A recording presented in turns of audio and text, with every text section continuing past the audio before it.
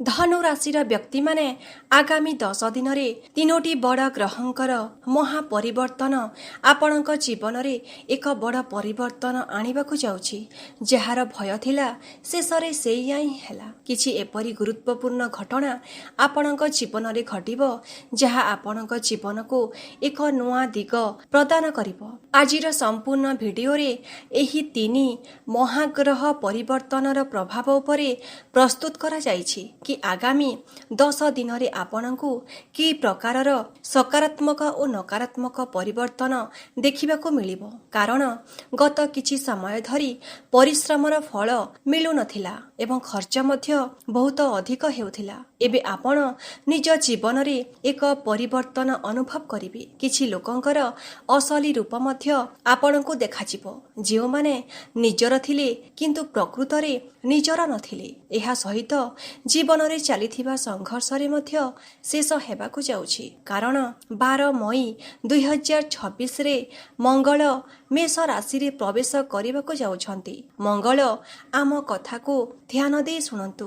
ମଙ୍ଗଳ ଆପଣଙ୍କର ଚତୁର୍ଥ ଭାବ ଅର୍ଥାତ୍ ସୁଖ ସମ୍ପତ୍ତିର ଘରେ 12 ମଇ 2026ରେ ପହଞ୍ଚିବେ। ଏହାର କି ସକାରାତ୍ମକ ଓ ନକାରାତ୍ମକ ପ୍ରଭାବ ଆପଣଙ୍କୁ ଦେଖିବାକୁ ମିଳିବ ଏହା ଜାଣିବା ବଡ଼ କଥା ହେବ। ଆଗକୁ ଏ ବିଷୟରେ ଚର୍ଚ୍ଚା କରିବା। 14 ମଇ 2026 ଦିନ ଶୁକ୍ର ଗୁରୁଙ୍କର ସହ ଯୁତି କରି ରାଜଯୋଗ ନିର୍ମାଣ କରିବେ। ଗୁରୁ ଆପଣଙ୍କର ଷଷ୍ଠ ଭାବରେ ରହିଥିବା ବେଳେ ଶୁକ୍ର ସେଠାରେ ପହଞ୍ଚିବା ମାତ୍ରେ ଗୁରୁଙ୍କ ସହ ଯୁତି କରିବେ ଏବଂ ଆପଣଙ୍କ ଜୀବନରେ ଅଦ୍ଭୁତ ପରିବର୍ତ୍ତନ ନେଇ ଆସିବେ।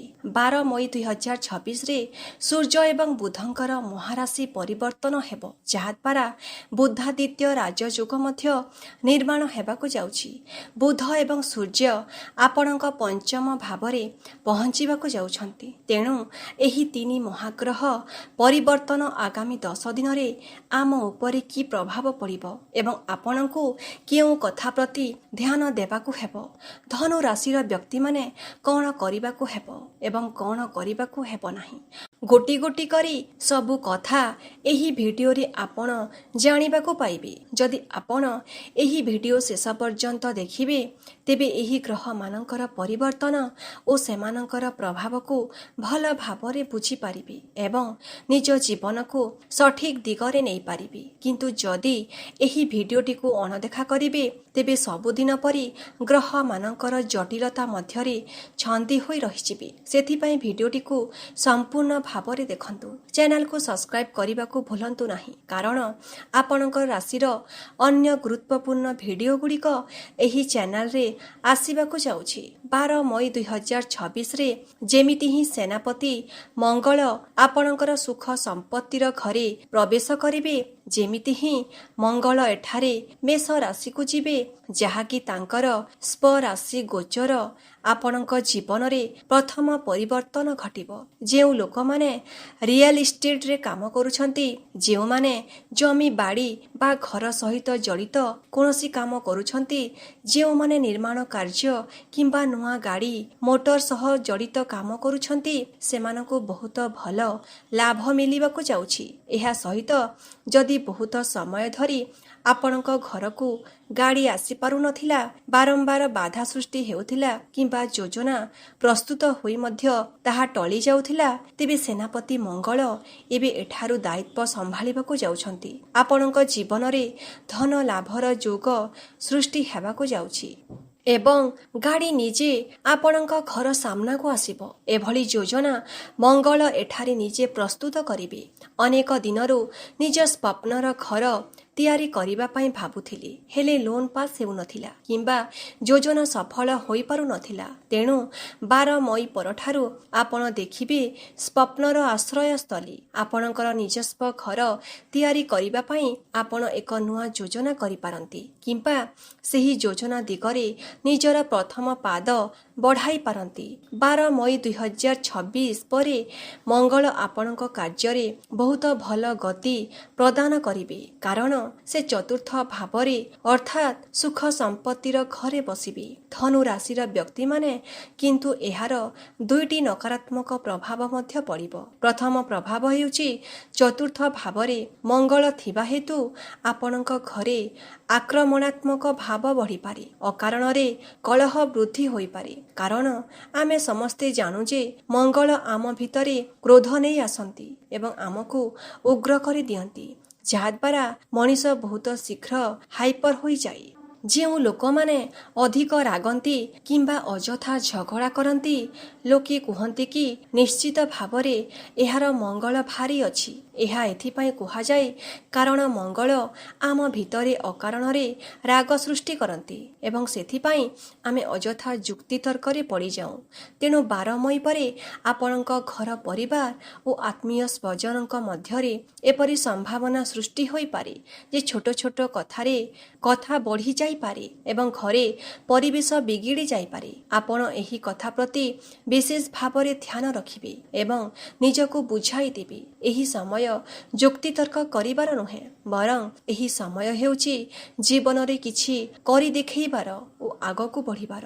ଘରକୁ ନୂଆ ଗାଡ଼ି ଆଣିବାର ଏବଂ ସବୁଠାରୁ ବଡ଼ କଥା ହେଉଛି ନୂଆ ଘର ତିଆରି କରିବାର।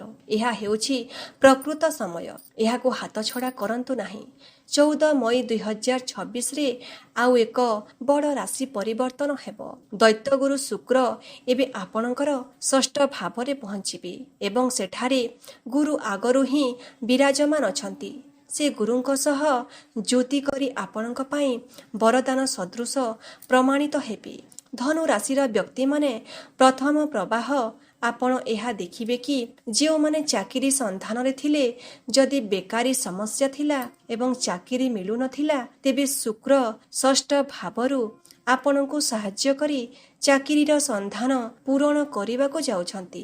ଆପଣ ଯେଉଁଠାରେ ବି କାମ କରୁଛନ୍ତି ସେହି କାର୍ଯ୍ୟ କ୍ଷେତ୍ରରେ ଶୁକ୍ର ଆପଣଙ୍କ ସ୍ଥିତିକୁ ମଜବୁତ କରିବେ।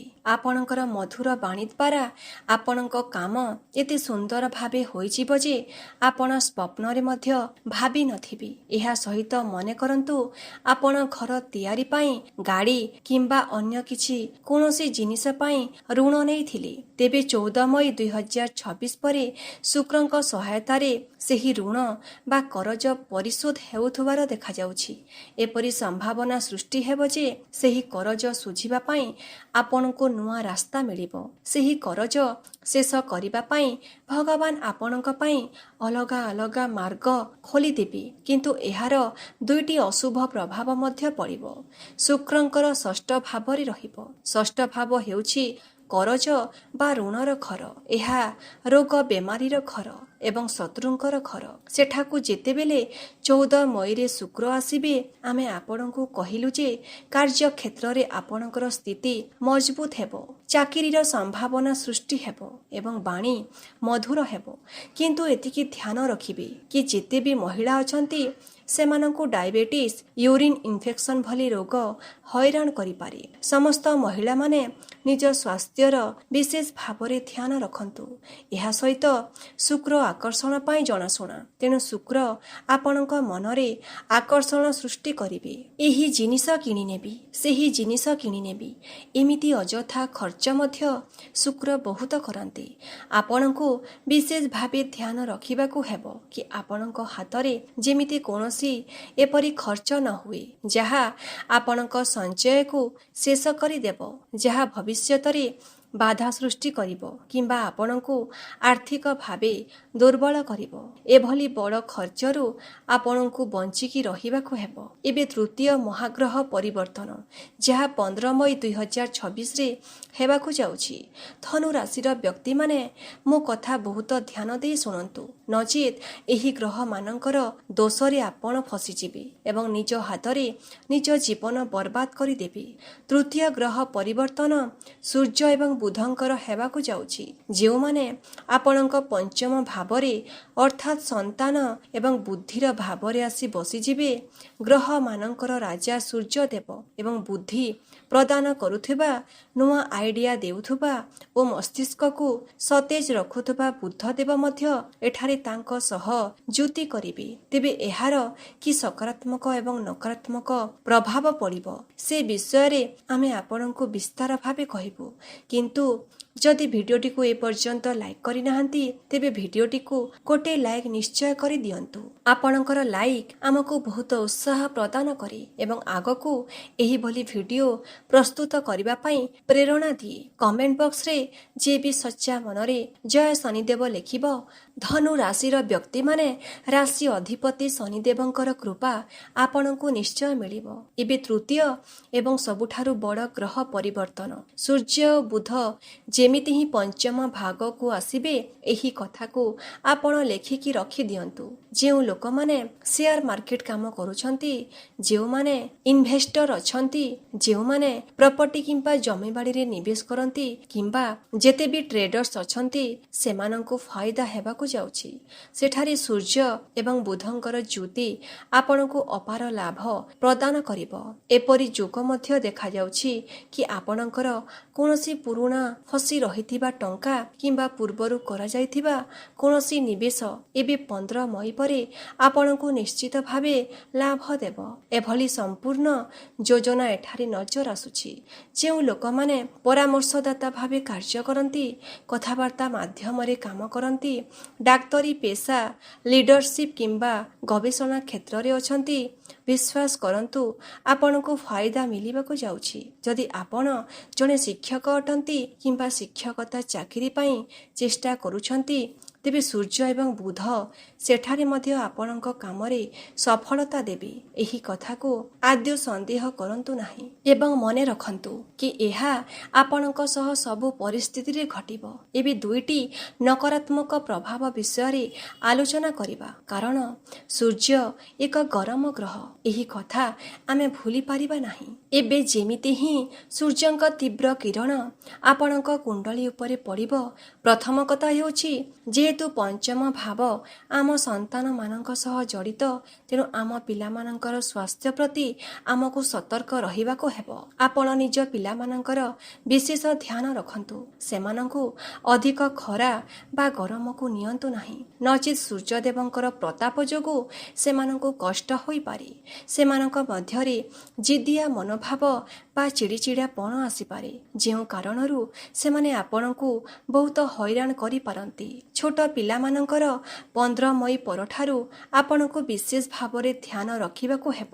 ଏବଂ ଯଦି ଆପଣଙ୍କର ଲଭ୍ ଲାଇଫ୍ ବିଷୟରେ କହିବା, ତେବେ ଏତିକି ଧ୍ୟାନ ରଖିବେ, ମୁଁ ହିଁ ଠିକ୍, ମୁଁ ଯାହା କରୁଛି ସେଇଆ ହିଁ ଠିକ୍। ଏଭଳି ଯୁକ୍ତି ତର୍କରେ ଅଟଳ ରୁହନ୍ତୁ ନାହିଁ। ଯଦି ଆପଣ ଏପରି ମନୋଭାବ ରଖିବେ, ତେବେ ପ୍ରେମ ଜୀବନ ଛାରଖାର ହୋଇଯିବ।